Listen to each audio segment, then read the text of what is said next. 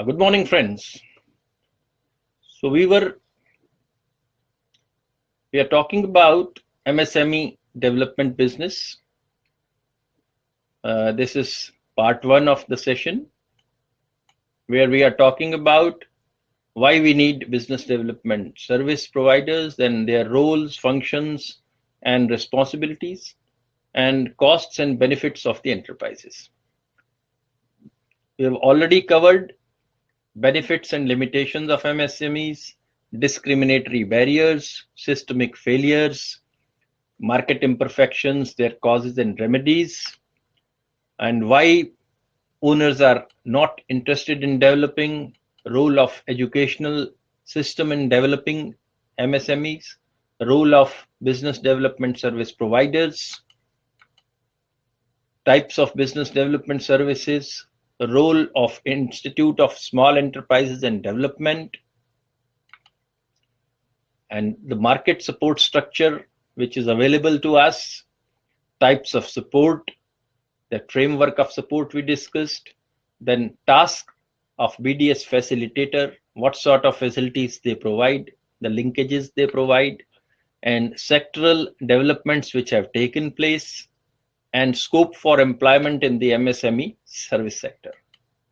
Now we'll continue with the business development service providers in India. Now we are talking about the Development Commissioner MSMEs. There is a Ministry of MSME, and under them there is a Development Commissioner. So that commissioner serves as nodal development agency. And this office was established in 1954 on the recommendations of Ford Foundation. And over the years, their role has evolved. They are providing you with hand-holding support. They are facilitating small industries sector. And they are also advocating MSMEs. So they are functioning through a network of MSME development institutes, regional testing centers, footwear training institutes, production centers, field testing stations, and specialized institutions. So these services are provided by this department. They are the nodal agency for that. So they've got some 72 offices and 18 autonomous bodies under their management, which includes technology centers. So technology centers earlier, they were called tool rooms and technical institutions. They've got training institutions and they've got process development centers. Now, this MSME Development Commissionerate, they are advising the government for formulating policy for developing MSMEs.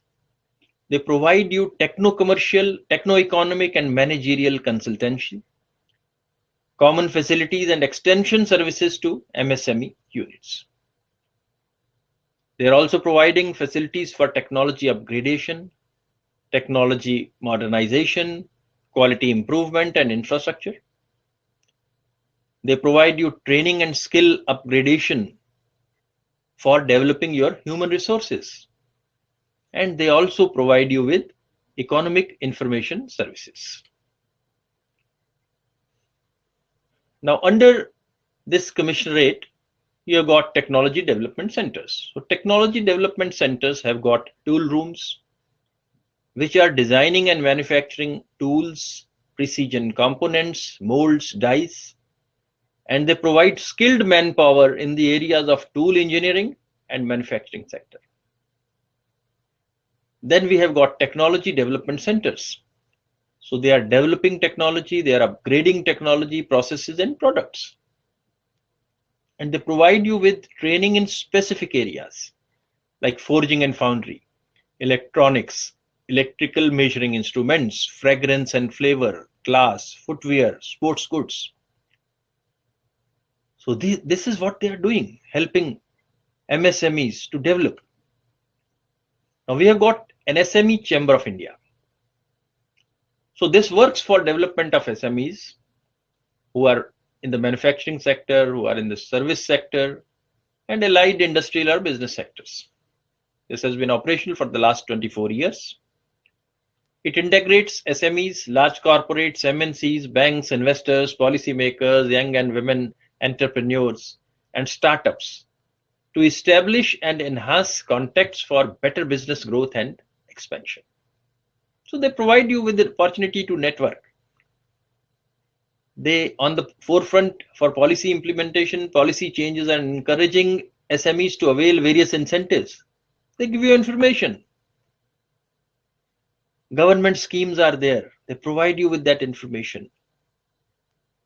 They provide you with business and investment opportunities in the era of Make in India. They organize various activities to provide knowledge, skills, scales, seminars, conferences. They provide you with a platform for promoting products and services, enhancing your context for business growth, utilization of unique marketing and branding facilities, advanced technology for improvement of capability and productivity, quality assurance, utilization of benefits and advantages of various government departments for domestic and export promotion. They are also channelizing finance from banks and FIs, financial institutions. They help you with export finance, getting venture capital, getting private equity, getting external commercial borrowings, and investment for enhancement of business activity. So this chamber has been provided unique type of support to SMEs and all young and women entrepreneurs, startups, for converting business ideas and new concepts into profitable business ventures, because they provide you with all sort of services. Finance is made available, skilled manpower is made available, ideas exchange is there. So that is how they are strengthening family managed businesses also for better development as well as transition and transformation. So this is the service which is provided by SME Chamber of India. We also have a Chamber of Indian Micro, Small and Medium Enterprises. This is also working for promoting and protecting the trade and commerce of MSMEs in India. It spreads awareness about among the MSMEs for their conclusive growth by sharing the ideas and expertise by organizing seminars, conferences, workshops, training programs, and other trade promotional activities. And this also represents interest of companies in SME sector with banks, financial institutions, concerned ministries and organizations to promote bilateral dialogue for the benefit. Then we are talking about National Skill Development Mission. So this was launched by the Honorable Prime Minister of India on 15th July 2015 on the occasion of World Youth Skills Day. And this is developed to create convergence across sectors and states in terms of skill training activities. So they provide training. So they're bringing you everyone together. It is consolidating and coordinating skilling efforts. It helps you expedite decision making across sectors to achieve skilling at scale with speed and standards. This mission has been implemented through a streamlined institutional mechanism which is driven by Ministry of Skill Development and Entrepreneurs, MSDE. Key institutional mechanism for achieving the objectives of the mission consists of a governing council for providing policy guidance at apex level. It also has a steering committee. A mission directorate is there. They've got an executive committee, which is supported by National Skill Development Agency, National Skill Development Corporation, and Director General of Training. There are 7 building blocks for achieving overall objectives of the mission. They are providing you with institutional training.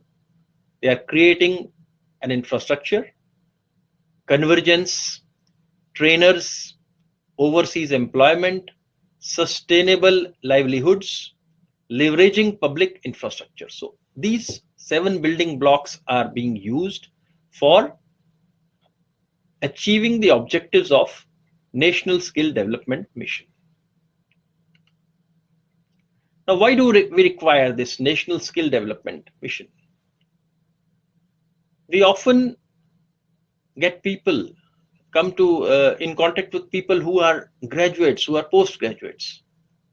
But when we talk with the HR managers, they say that these guys don't have skills. Their employability is very poor. They don't have knowledge, actual knowledge, which is required for different types of jobs.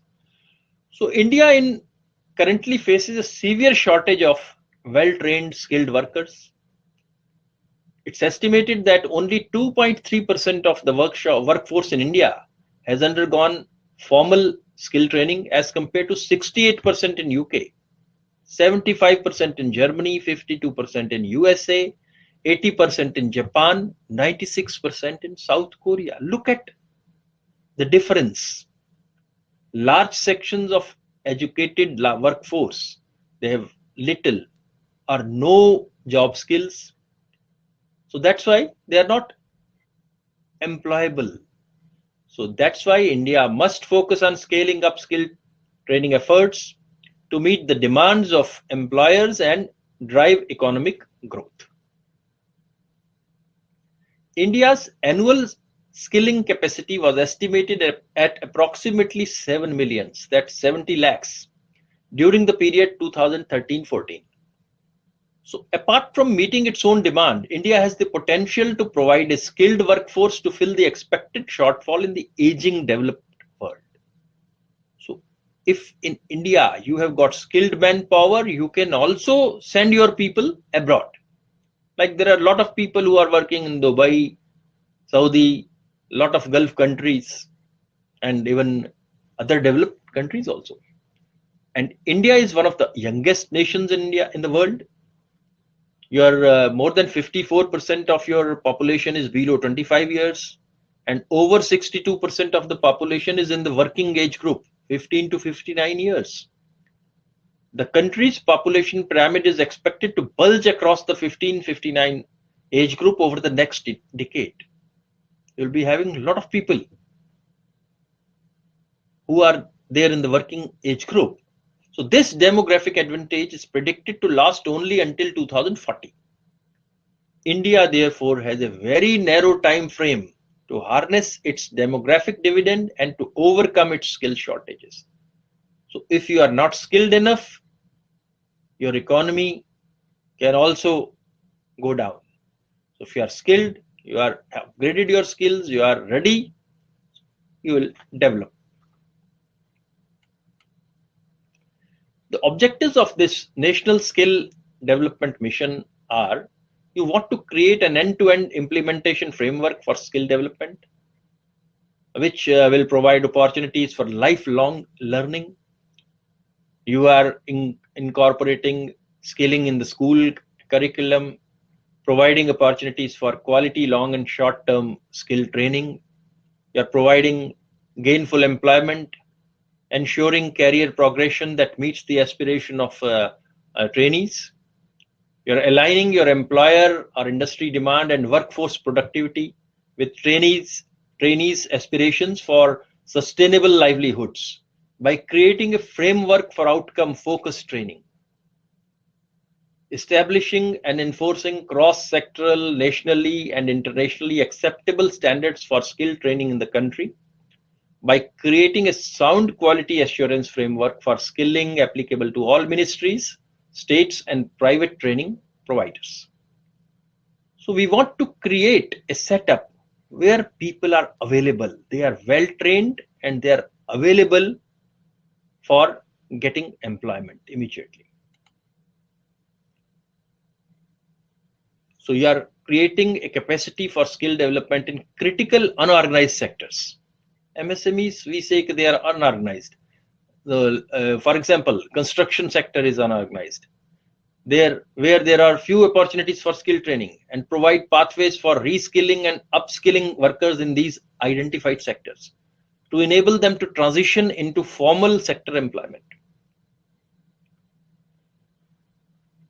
You have to ensure sufficient high quality options for long-term skilling benchmarked to internationally accepted qualification standards, which will ultimately contribute to the creation of a highly skilled workforce. So your standards have to be very high. You have to develop a network of quality instructors, trainers in the skill development ecosystem by establishing high quality teacher training institutions. So all these are objectives of this mission. You have to leverage your existing public infrastructure and industry facilities for scaling up skill training and capacity building efforts. Offer a passage for overseas employment through specific programs which are mapped to global job requirements and benchmarked to international standards. So you have to raise your bar, raise your standards. You have to enable pathways for transitioning between the vocational training system and the formal education system through a credit transfer system. So if you are vocationally trained, you should get some credits for that. You have to promote convergence. Convergence means you're coming to a single point. So promote convergence and coordination between skill development efforts of all central ministries, departments, states, implementing agencies. So everybody has to work towards a single objective, achieving that particular objective of developing our skills. Then it wants to support weaker and disadvantaged sections of society through focused outreach programs and targeted skill development activities. Propagate aspirational value of skilling among youth by creating social awareness on value of skill training. So you have to educate your youth. They must be ready to learn. You have to maintain a national database, which is known as Labor Market Information System, which will act as a portal for matching the demand and supply of skilled workforce in the country. The LIMIS will on the one hand provide citizens with vital information on skilling initiatives across the country, and it will also serve as a platform for monitoring the performance of existing skill development programs running in every Indian state. So you want to monitor, government wants to check the progress, what our institutions are doing. It's not that they have created an infrastructure. They are also monitoring that it is going to deliver. That's very important. Then we've got National Skill Development Agency. It's an autonomous body which is registered as a society. It is created with a mandate to coordinate and harmonize the skill development activities in the country. The functions of this agency are to take all possible steps to make skilling targets as envisaged in the 12th five-year plan. Now we have scrapped plans, we have got a Niti Aayog. Coordinate and harmonize the approach to skill development among various central ministries, departments, state governments, NSDC, private sector. Anchor and operationalize the NSQF to ensure that quality and standards meet sector-specific requirements. It is the nodal agency for state skill development missions to raise extra budgetary resources for skill development from various resources such as international agencies, including multilateral agencies and the private sector. Evaluation of existing skill development schemes. They want to assess their efficacy and suggest corrective actions to make them more effective. Creating and maintaining a national database of skill development. We just discussed that. Take affirmative action for advocacy. You are advocating MSMEs. You have to take action that people start MSMEs. They become entrepreneurs. Ensure that the skilling needs of the disadvantaged and the marginalized groups like scheduled castes, scheduled tribes, OBCs, minorities, women, and differently abled persons are taken care of.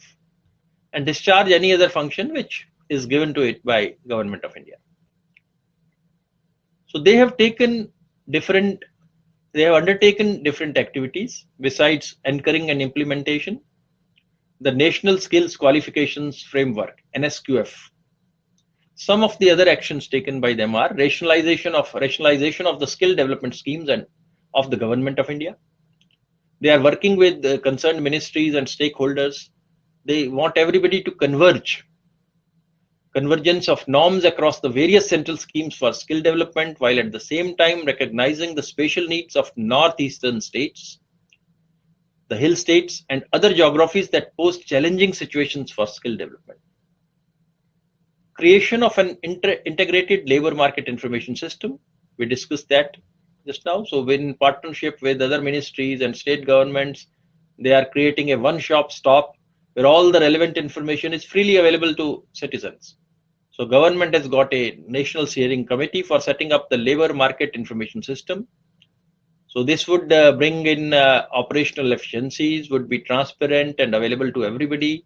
And this would also help reduce considerably the situation of one individual being benefited under different schemes. So you are trying to benefit a lot of people. Engagement with states. So they are also engaging with different state governments to plan out their skill development action plan, to help them develop their skill development policies and set up suitable administrative mechanism. They've got a technical assistance program which is administered by Asian Development Bank. So through that program, through the program of European Union, DFID, Department for International Development of the Government of UK. So through these technical assistance programs, NSDA is helping the state skill development missions of 11 states build their respective capacities. They've got Skills Innovation Initiative. A committee has been set up under the Skills Innovation Initiative housed under the NSDA.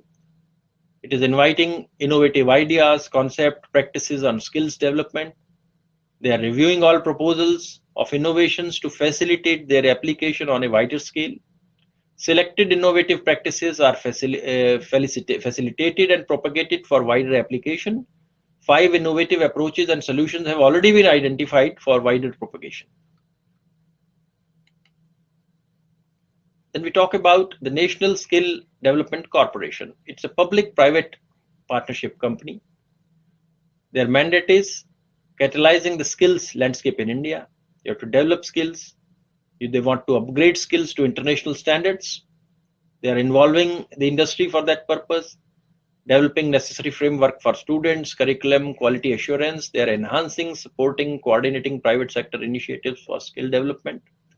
Through appropriate public-private partnership models, strive for significant operational and financial involvement from the private sector. They are playing the role of a market maker by bringing financing, particularly in sectors where market mechanisms are not effective or missing. They are prioritizing initiatives that can have a multiplier or catalytic effect as opposed to one-off impact. They are partnering with private sector. They've got international engagements. They've got central, they are partnering with central ministries, state governments, universities, schools, non-profit organizations, and they're also providing you with innovation, their support to early stage social entrepreneurs working on innovative business models to address gaps in the skilling ecosystem, including programs for persons with disability. So you are partnering with private sector for building capacity creation, loan financing, creating operation of sector skill councils, assessment relating to certification, employment generation, corporate social responsibility, world skills competition, participation in special initiatives like UDAN, which is focused on J&K. So internationally, you are taking care of investments, technical assistance, transnational standards, overseas jobs, and other areas. You are participating in flagship programs of Make in India, Swachh Bharat, Pradhan Mantri Jan Dhan Yojana, Smart City, Digital India, Namami Gange, among others. State government, you have got, they are aligning with NSQF and capacity building, operationalization of programs, capacity building efforts, among others. You are vocationalizing education through specific training programs, evolution of credit framework, entrepreneur development. With non-profit organizations, you are talking about capacity building of marginalized and social groups, developing livelihoods, self-employment, entrepreneurship programs. So this is what the National Skill Development Organization is doing. And they have trained some 52 lakh students, 5.2 million, 235 private sector partnerships for training and capacity building, each to train at least 50,000 persons over a 10-year period. 38 sector skill councils approved in services, manufacturing, agriculture and allied services and informal sectors. And sectors include 19 of 20 high priority sectors identified by the government and 25 of the sectors under Make in India initiative. 1386 qualification packs with 6744 unique national occupational standards. These have been validated by over 1,000 companies. Vocational training has been introduced in 10 states. They are covering more than 2,400 schools, 2 boards, benefiting over 2.5 lakh students. So curriculum is based on national occupational standards and SSC certification. They are working with 21 universities, community colleges under UGC for alignment of education and training of qualities, skill development. Designated implementation agency for the largest voucher-based skill program, Pradhan Mantri Kaushal Vikas Yojana. Skill development management system with 1,400 training partners, 28,179 training centers, 16,479 trainers, 20 job portals, 77 assessment agencies, and 4,983 empaneled assessors. Hosting infrastructure certified by ISO 20,000, 27,000, supported by dedicated personnel. These are all achievements of NSDC. We also have a Directorate General of Training, which is consisting of Directorate of Training and Directorate of Apprentice Training. They've got a network of ITIs, Industrial Training Institutes, Advanced Training Institutes, Regional Vocational Training Institutes, and other central institutes. They are running training programs for students, trainers, and industry. And now we come to the last slide, which is where we are talking about State Bank of India Consultancy Services. So they have also undertaken development activities, which are including conducting programs for entrepreneurs, organizing entrepreneurship development programs. They are conducting training programs for banks operating officials on the critical aspects of MSME management, counseling entrepreneurs on their new expansion modernization programs, preparing industry dossiers, industrial database, conducting cluster or special studies, liaison and coordination with the MSME development agencies, industry bodies, entrepreneur development institutes, and initiating and implementing project uptake for clusters. So this is what SBI is doing. So we talked about a lot of initiatives which have been undertaken by government, which have been undertaken by SME chambers and other bodies. So we come to the end of part 1. Thank you very much. Have a nice day.